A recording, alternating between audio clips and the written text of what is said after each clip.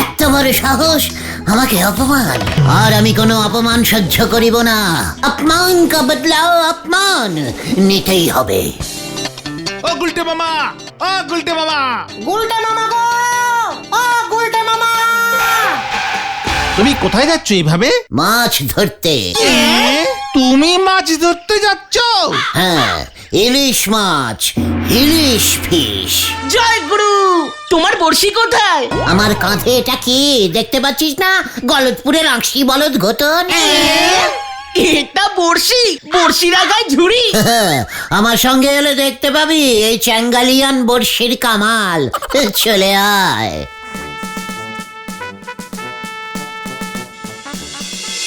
তুমি এত মাছ থাকতে হঠাৎ ইলিশ মাছ ধরতে এমন চ্যাঙ্গালিয়ান বড়শি নিয়ে ছুটলে কেন? এত বড় সাহস ওই ভজার! ওই বাজারে মাছ বিক্রি করে ভজাদা? হ্যাঁ, আমি বাজারে গেছিলাম ইলিশ মাছ কিনতে, বুঝেছিস? তুমি ইলিশ কিনতে গিয়েছিলে ধারে? ঘটনা ঘটন।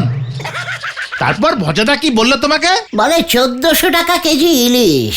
তারপর আমিও ভজাকে বললাম, মাত্র দে তবে 14 টাকায় যত কেজি ইলিশ ওঠে। জয় গুরু। ভজাদা কি বললো? এত বড় সাহস ওই ভজার! ইলিশটার গা থেকে একটা আঁশ তুলে আমাকে দিয়ে বলল, 14 টাকায় আগে ইলিশটার আঁশ ভাজা খাও, তারপর বডি খাবে। উফ, জব্বর দিয়েছে। না এই না, মানে ভজাদার তো খুব সাহস। এবার দেখ আমার চ্যাঙ্গালিয়ান বড়শির খেল। পুকুরের জলে ইলিশ পাওয়া যায়? কেন রে সন্দেহবাতিক বলদ পাঁচু? ইলিশ কি তোদের বাড়ির পেছনের নালাটায় সাঁতার কাটে? দেখেছেন দাদু, দেখেছেন? এই ক্যালটাবুলাস কিচ্ছু জানে না। এত কথা বললে কি মাছ ওঠে আপদের দল? ওইখানে গিয়ে ঝুড়ি ডুবিয়ে শামুক তল গিয়ে। What? দাদু, শামুক? আপনার চোখের সামনে আমি জোড়া ইলিশ তুলবো, জোড়া। আপদ, ভাবলুম এইখানে বসে শান্তিতে মাছ ধরবো। দাদু মাছের কিচ্ছু জানে না। মাছ ধরতে গেলে নাকি মুখ বন্ধ করে চুপচাপ বড়শি ফেলে বসে থাকতে হয়। ভেরি ব্যাকডেটিং দাদু। দাদু তো ঠিকই বলেছে, কথা বললে মাছ ওঠে না। ওরে মাছের কি কান থাকে নাকি রে? ক্যালটাবুলাস ভেন্ডি, তাহলে কি থাকে? ওদের কানকো থাকে। আর কানকো অল টাইম বন্ধ থাকে, জানিস না? এমনিতেই তাই কোনো মাছ কোনো শব্দই শুনতে পায় না। বাজারে যখন আমরা কানকো টেনে টেনে মাছ কিনি, তখন ওদের কিছু কথা কানে যায়। ওই দরদামের ব্যাপারটা আর কি। জয় গুরু। উল্টে মামা দেখো, ইলিশ উঠেছে! ইলিশ, ইলিশ, ইলিশ! ইলিশ, ইলিশ, ইলিশ! ইলিশ উঠেছে! ইলিশ, ইলিশ! পিসিমা, ইলিশ ধরেছি, এই দেখো। পোড়া মুখ, হাতে বালিশ ঝুলিয়ে ইলিশ ইলিশ করে এই 7 সকালবেলা পাড়া মাথায় করছে।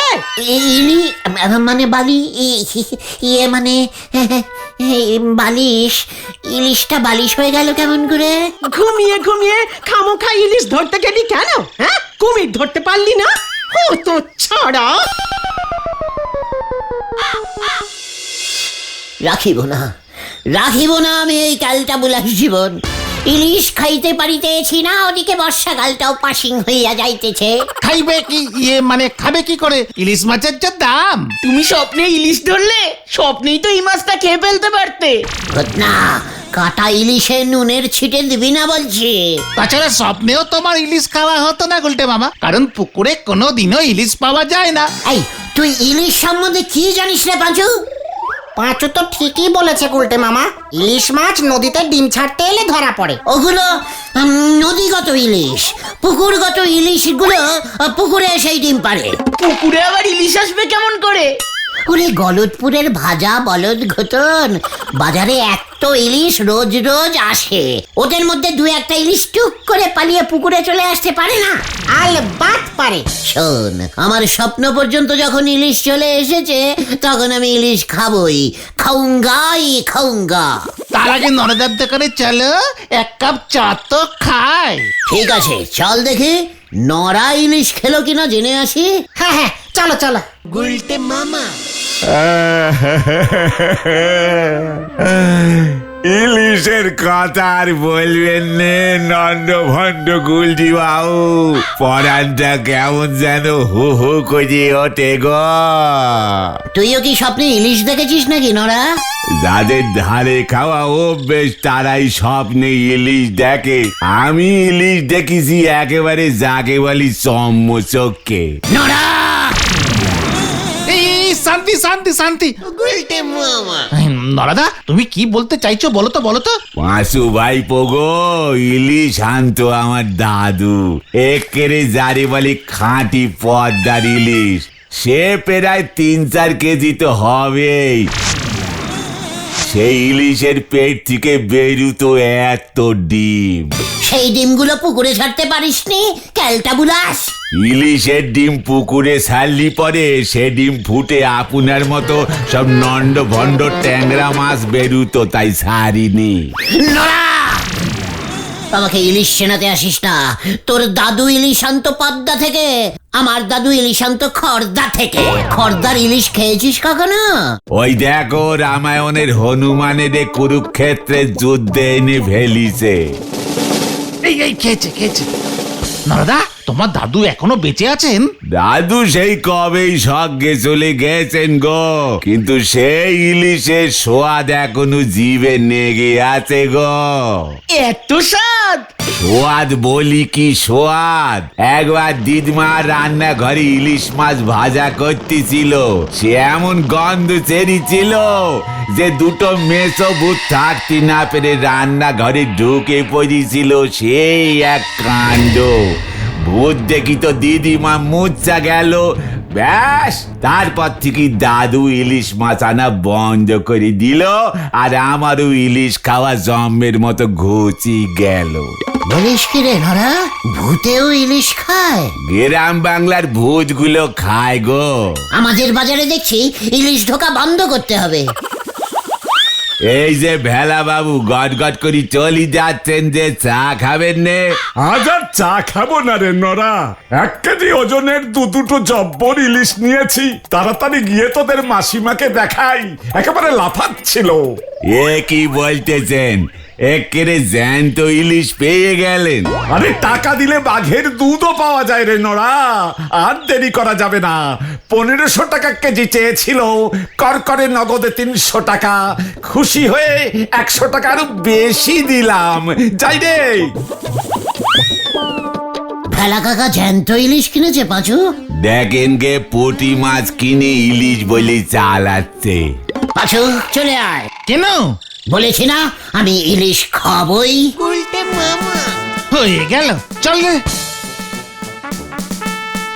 ট্যাংরা মাছের 3 টুকরো করে খায়, সে খাবে ইলিশ। হরি বল।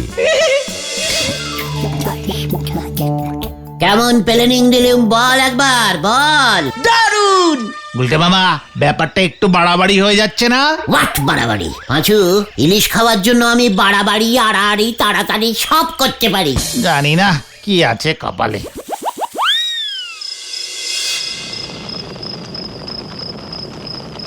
গিন্নি, মাছগুলো ঠিক মতো রেখেছো তো?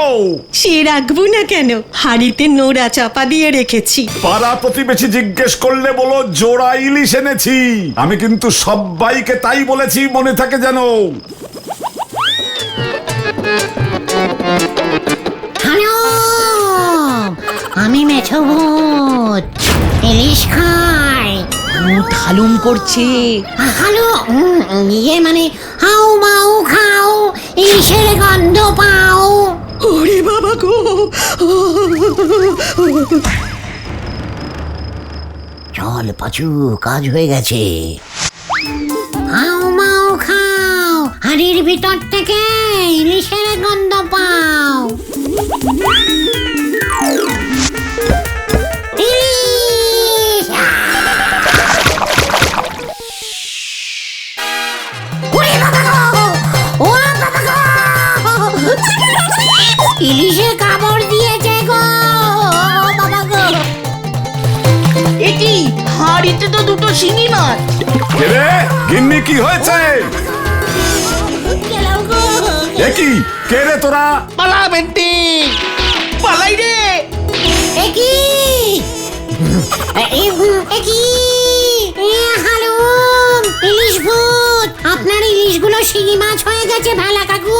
তোর মজা আমি দেখাচ্ছি দাঁড়া। ওরে বাবারে,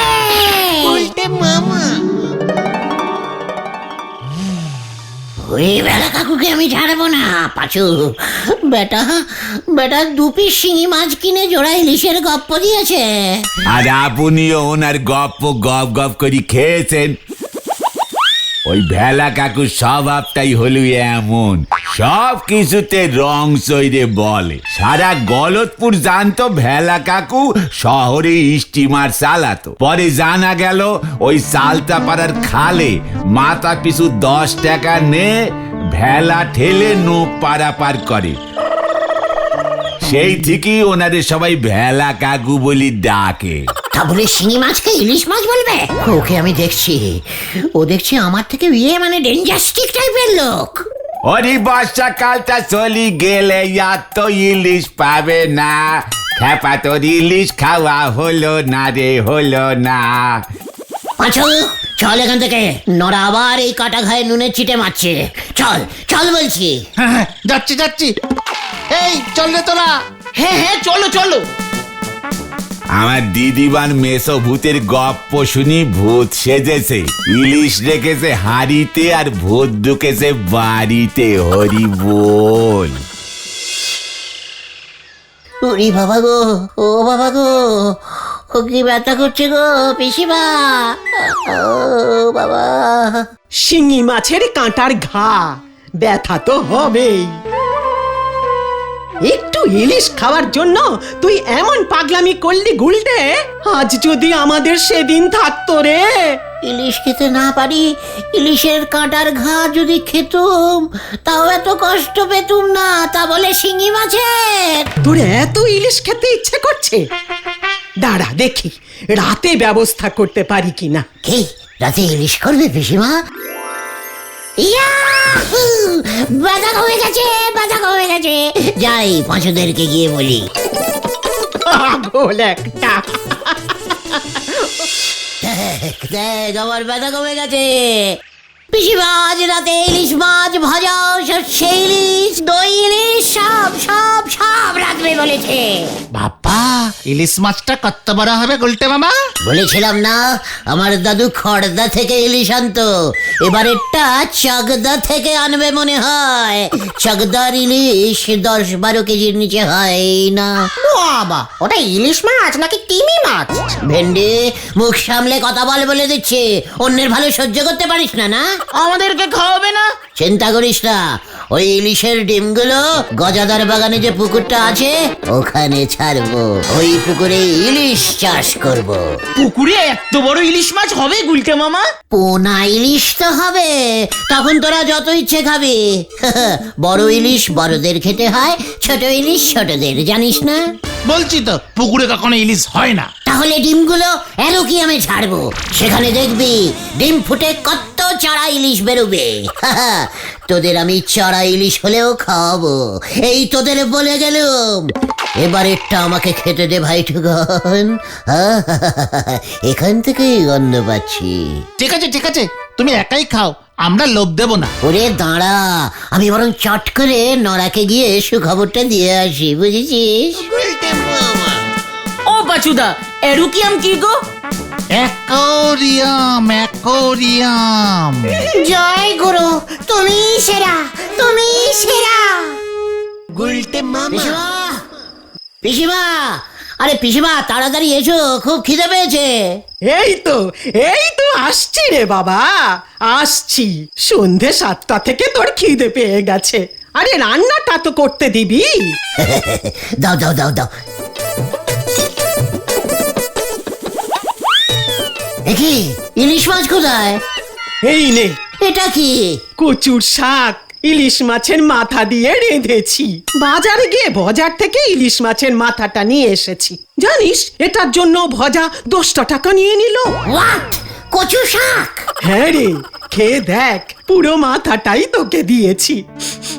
কেমন পাকা ইলিশের গন্ধ বের হচ্ছে, হ্যাঁ?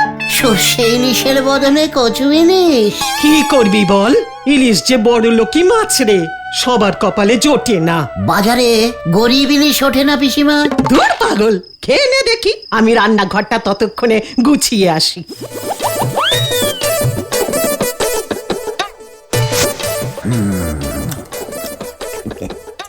একেই বলে ইলিশের স্বাদ কচুতে মেটানো।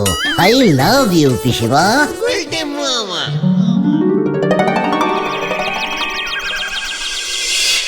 ভাবছি এবার ভোটে দাঁড়াতেই হবে। কেন তুমি ভোটে দাঁড়াবে কেন? ভোটে জিতলে সবার প্রথমে ইলিশের দাম 5 টাকা কেজি করে দেব। আমার দলের চিহ্ন হবে ইলিশ মাছ। ঠিক বলেছিস, মানুষ গন্ধে ভোট দেবে রে, গন্ধে ভোট দেবে। খবর আছে, খবর আছে। হোয়াট খবর, ভালো না খারাপ? ওই আতাপাড়ার জোড়াসংঘ মাঠের পুকুরে মাছ ধরার প্রতিযোগিতার আয়োজন করেছে। কি বলছিস কি? মাছ ধরার প্রতিযোগিতা? হ্যাঁ, যে সব থেকে বড় সাইজের মাছ ধরতে পারবে সে নগদ 2000 টাকা পুরস্কার পাবে। পাঁচুরে, এবার আমি মাছ দিয়ে মাছ তুলবো। সে তো কাঁটা দিয়ে কাঁটা তোলে জানি। তুমি কি বলতে চাইছো বলো তো উল্টে মামা?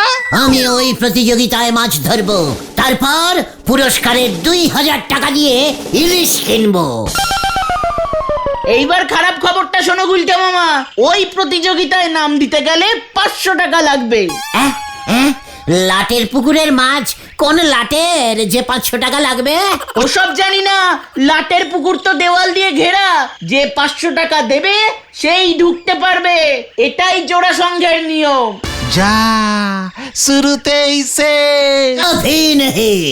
দরকার হলে আমি দেওয়ালের বাইরে থেকে বর্ষি ফেলবো। অত বড় বড়শি তুমি পাবে কোথায়? আমার একটা চ্যাঙ্গালিয়ান বর্ষি আছে। হ্যাঁ রে, চ্যাঙ্গালিয়ান বর্ষি আবার কি? সময় হলেই দেখতে পাবি। কালকেই কিন্তু প্রতিযোগিতা, সকাল 10টা থেকে। ঠিক আছে ঠিক আছে, কাজে লেগে পড় তোরা। আমাকে একটা বড় ঝুড়ি, লম্বা দড়ি আর একটা শক্ত দেখে ডাল এনে দে দেখি। এগুলো দিয়ে কি হবে? চ্যাঙ্গালিয়ান বর্ষি তৈরি হবে। হ্যাঁ রে, দেখতে যা এবার কি হতা হ্যায়। উল্টে মামা।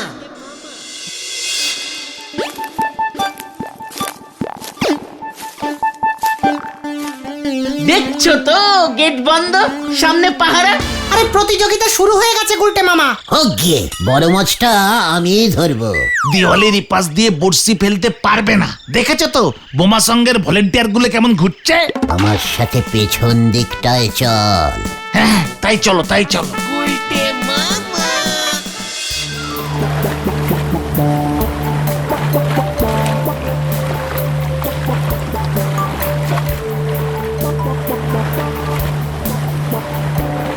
পুকুরটা দেখছি দেওয়াল থেকে অনেক দূরে।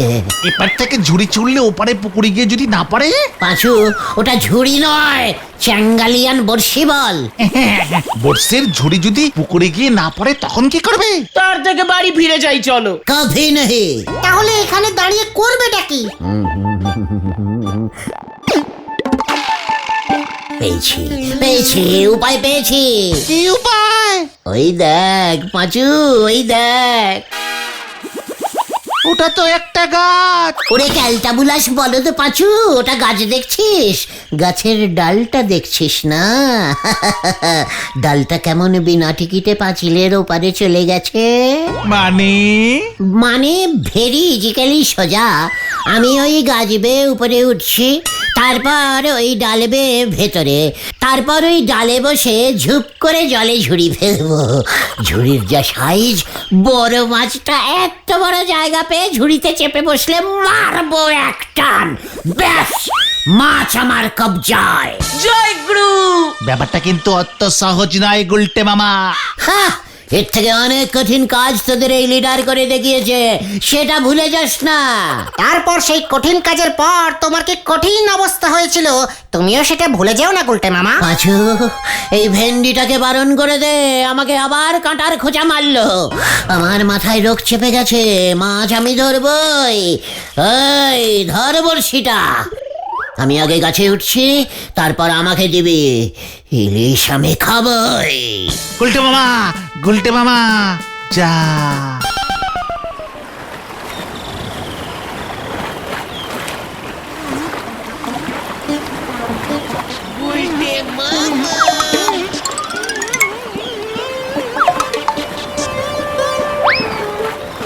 এই নাম নাম নাম নাম নাম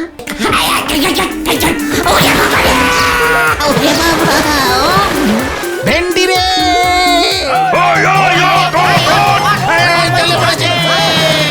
ডাল ভাঙকে পড়ে গিয়া মাছ মাছ তুই ওঠ আগে, তারপর দেখ তোর অবস্থাটা কি করি। পাঁচুরে বাঁচা! বাবা রে, আমি যে আর হাঁটতে পারছি না রে ভাইটু। বারবার বলেছিলাম এসব কেস করো না। ওই গাছের ডালটা এত নরম ছিল বুঝিনি তো। এখন বোঝো ঠেলা, মাছ ধরার বদলে সবাই মিলে তোমাকে ধরে ঠেঙালো। আমি আর ইলিশ মাছ খাবো না রে। তাহলে তুমি কি খাবে গুলটে মামা? গরিবের চারা পোনা গুলটে মামাকে জয়! বাবা রে।